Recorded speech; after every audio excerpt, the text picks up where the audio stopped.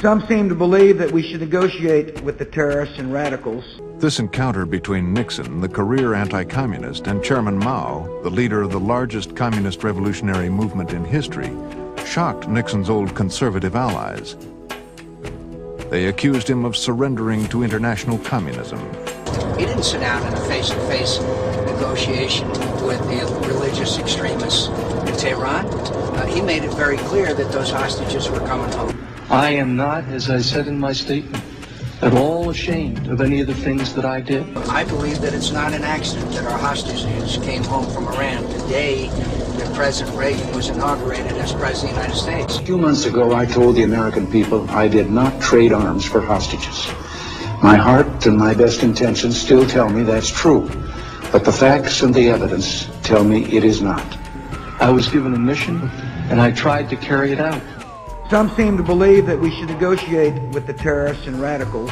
But it's a new reality in the Middle East, and I think the lesson is people want security and a decent life and a decent future, then they want democracy.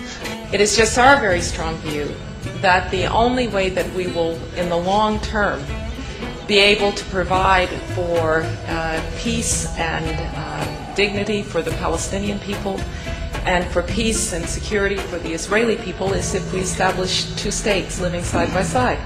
And that can only be done through negotiations. Some seem to believe that we should negotiate with the terrorists and radicals. U.S. Secretary of State Condoleezza Rice plans a visit to Libya.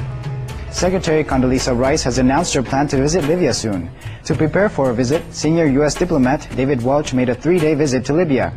He met with members of Libya's foreign ministry to discuss cooperation in trade, education, and cultural areas.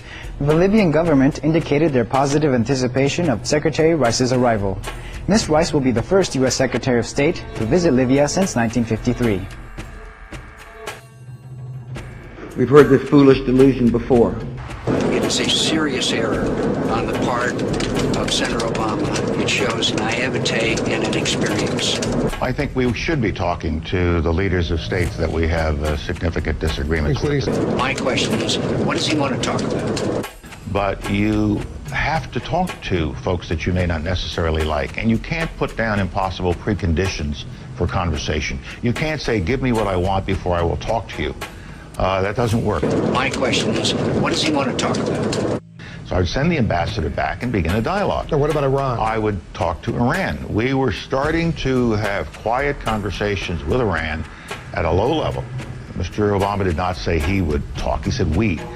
And we were talking to Iran in a very low level, multilateral conversations, and they had some value to them. And so I would begin conversations with the Iranians. We've heard this foolish delusion before. We should be willing to talk to nations that are basically weaker than we are. And we should not be afraid to be seen talking to them. How does you make countries do stuff you want? Well, the way you deal with countries in foreign policy, on foreign policy issues, I think that's what you're asking me. No doubt. Is you deal with carrots and sticks. But what country is gonna want carrots, even if there is like 1 million tons of carrots that you was giving over there? Well, carrots, I'm not using that term literally. You might offer foreign aid to money, okay? Money. As if some ingenious argument will persuade them they have been wrong all along. North Korea agreed to abandon its nuclear program in 2005 in exchange for oil and food from the US and South Korea. Some seem to believe that we should negotiate with the terrorists and radicals. U.S. Secretary of State Condoleezza Rice wants to give diplomacy a chance when it comes to Iran. The World Economic Forum in Davos, Switzerland, Rice made an offer. We've heard this foolish delusion before. Let me say it's also a great pleasure to once again have this opportunity to speak directly to the people of the Soviet Union. We've heard this foolish delusion before. Okay, Secretary Baker, the administration seems to be inching toward diplomatic engagement with Iran and Syria. Is the president doing enough? Well, he started, and you gotta crawl before you walk and walk before you run.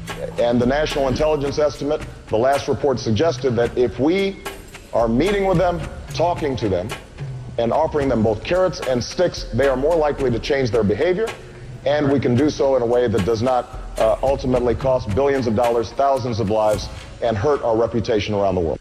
And there are always going to be rejectionists who try and prevent those negotiations from going forward.